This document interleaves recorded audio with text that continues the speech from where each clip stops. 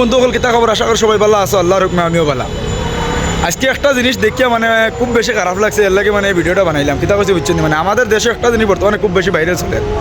তুমি বাংলা মাত মাতিলে তোমার বাংলাদেশি ভাবতরা, চাই তুমি যেসা খানোর মানুষ হোক, কিন্তু আমরা ইন্ডিয়ার মধ্যে বাংলা ল্যাঙ্গুয়েজ নাইনি।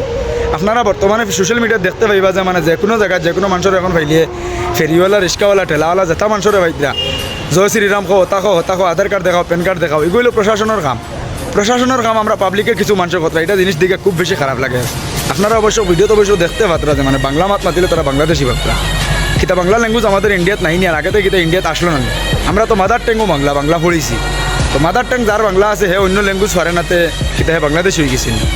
এই ব্যাপারে আমার ফ্রেন্ডে কিন্তু কইব শুনছে।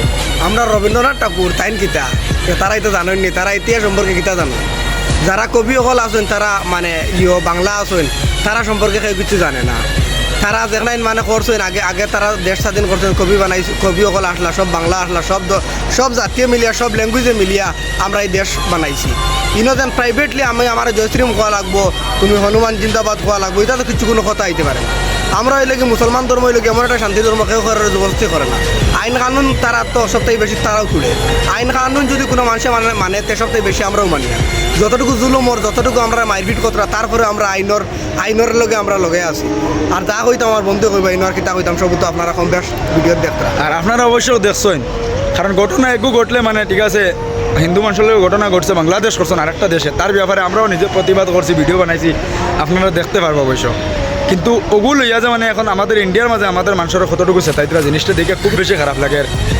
একটা মানে জুয়েল রানা কইয়া দেখো, মানে কলকাতা মুর্শিদাবাদের একটা ছেলে আসলো যে মানে উড়িষ্যাত কাজ করাত আসলো, তারে ফিরতে ফিরতে মারিল। ইলা এমন ঘটনা বেজান হওয়ার মানে বেজান হয়েছে। তো ইটা দেখি কোনো সোশ্যাল মিডিয়াত উঠাই না, কোনো মানুষে দেখায় না, বড় বড় মিডিয়াত উঠে না।